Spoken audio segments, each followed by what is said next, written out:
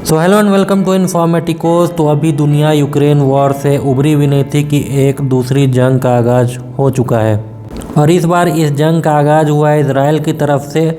और ये जो पूरे चेन ऑफ इवेंट्स जो हुए हैं अल अक्सा मस्जिद पर रेड से लेकर के आज जो लेबनान पर भारी बमबारी की है इज़राइल ने, उस पर लेकर के आज इस वीडियो में मैं चर्चा करूँगा। काइंडली इस चैनल को सब्सक्राइब कर लीजिएगा और इस वीडियो को लाइक भी कर दीजिएगा, क्योंकि अगर आप लाइक नहीं करते हैं तो यूट्यूब इस वीडियो को आगे नहीं बढ़ाता है। साथ ही साथ इस वीडियो को पूरा भी देखिएगा। तो शुरू करते हैं आज का वीडियो। तो देखिए, न्यूज़ आपके सामने स्क्रीन पर दिख रही है। Israel strikes Lebanon and Gaza after major rocket attack. तो आपकी जानकारी के लिए बता दूं कि आखिरकार ये हुआ क्या था जिसको लेकर के इजराइल पर भारी मात्रा में रॉकेट अटैक हुआ है। तो देखिए, सबसे पहले इजराइल ने जो अल अक्सा मस्जिद है उसका एक कंपाउंड है अल हराम अल शरीफ, उसमें सिर्फ मुस्लिम्स अलाउड थे, उसको ओपन करके अलाउ कर दिया सभी विजिटर्स के लिए। अब आप लोग जान ही रहे हैं कि रमज़ान का महीना चल रहा है और ऐसे में हुआ क्या कि वहाँ पे विरोध शुरू हो गया। तो इजरायली पुलिस का कहना क्या है कि हज़ारों लोग उस कंपाउंड में घुस गए और इवन रायोटर्स जो थे वो मास्क लगा करके और फायरवर्क्स और हॉकी स्टिक्स या फिर अदर डंडे लाठी डंडे लेकर के घुस गए थे। फायरवर्क्स मतलब कोई ऐसा जानलेवा बम नहीं, लेकिन दिवाली के पटाखे वगैरह लेकर के वो लोग घुस गए थे और बहुत सारे पत्थर भी थे बहुत लोगों के पास। तो इजराइल पुलिस का कहना है कि उनके पास कोई ऑप्शन नहीं था, इस मस्जिद को खाली कराने के लिए एक रेड करना मजबूरी थी। तो लीजिए, रेड तो कर दिया, वो भी कर दिया रमज़ान के महीने में। अब हुआ क्या कि आक्रोश पूरी दुनिया में फैल गया, क्योंकि ये जो अल अक्सा मस्जिद है ये इस्लाम का थर्ड होलीस्ट साइट है। अब रिस्पॉन्स में पूरी दुनिया में इजराइल की किरकिरी शुरू हो गई। यहाँ तक कि आपको बता दूं कि भारत ने इजराइल के खिलाफ वोट किया है अभी जो यूएन में जो रिजोल्यूशन आया था। और इसका कारण एकदम सिंपल है, रमज़ान चल रहा है और इस्लामिक देश में जो भारत के बड़े ट्रेड पार्टनर है यानी कि यूएई हो गया और सऊदी हो गया, या ये देश से काफ़ी अच्छा ट्रेड होता है भारत का, और इन देशों को भारत नाराज़ नहीं कर सकता है।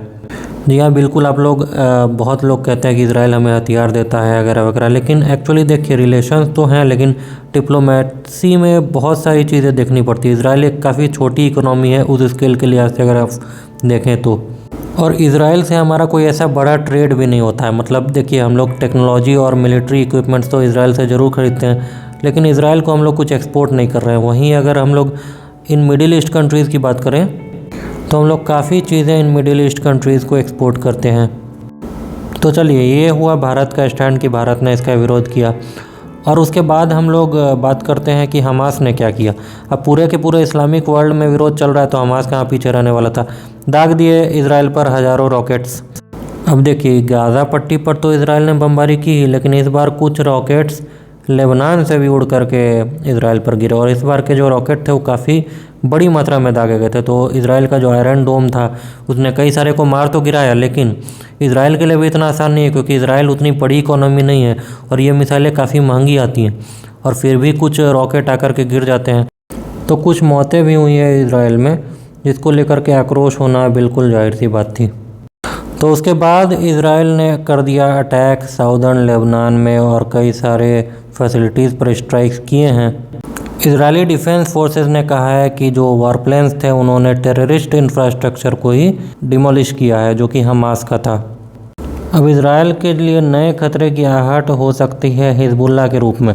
तो देखिए, सन 2006 में हिजबुल्लाह ने एक बड़ा युद्ध लड़ा था इजराइल के खिलाफ, और उस युद्ध में हारा तो हिजबुल्लाह था, लेकिन नुकसान इजराइल का बहुत बड़ा हुआ था, क्योंकि ये जो हिजबुल्लाह संगठन है इसके पास ज़्यादा हथियार है और ज़्यादा एडवांस्ड हथियार है, और ये अच्छे खासे तरह से स्टेट बैक्ड भी है। लेकिन अभी जो स्ट्राइक की है इजरायली एयरफोर्स ने, उसने हिजबुल्लाह के किसी भी साइट पर नहीं किया है। इजरायली डिफेंस फोर्सेस ने कहा है कि उन्होंने सिर्फ हमास के साइट्स को टारगेट किया है, हिजबुल्लाह के साइट को नहीं। तो अब आप सोच रहे होंगे कि सब कुछ जब ठीक चल रहा था तो अचानक से इजराइल को क्या ज़रूरत पड़ गई कि अल अक्सा मस्जिद पर रेड करके इतना बड़ा माहौल क्रिएट करने की। तो देखिए, सब कुछ इतना साफ़ सुथरा होता नहीं है जितना कि हमें दिखता है। एक्चुअली बेंजामिन नेतन्याहू पर चल रहा है एक करप्शन का केस, और माना जा रहा है कि उसमें उनका जेल जाना तय है। लेकिन अभी तो वो प्राइम मिनिस्टर है, लेकिन जब प्राइम मिनिस्टर से हटेंगे तो कन्फर्म जेल जाना उनका तय लग रहा है। तो इसको लेकर के उन्होंने एक कानून ले आया जिसको लेकर के किसी भी पूर्व प्रधानमंत्री पर किसी भी प्रकार की कार्रवाई नहीं होगी।